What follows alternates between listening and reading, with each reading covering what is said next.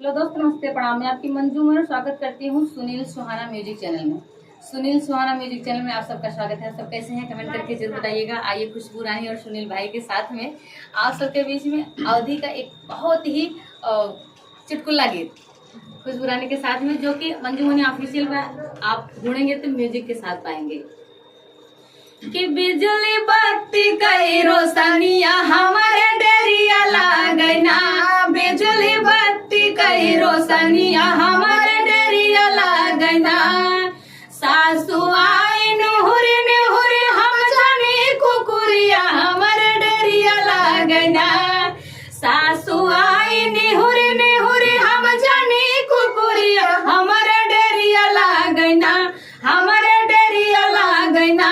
हमारे घर के मनैया हमारे डेरिया लागना, हमारे घर के मनैया हमारे डेरिया लागना। बिजली बत्ती कई रोशनिया हमारे डेरिया लागना।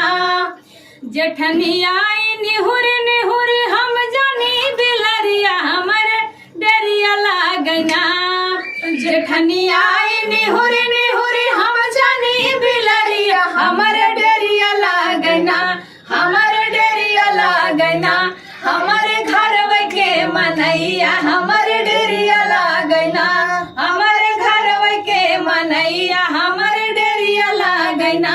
बिजली बत्ती कई रोशनिया हमारे डेरिया लागना।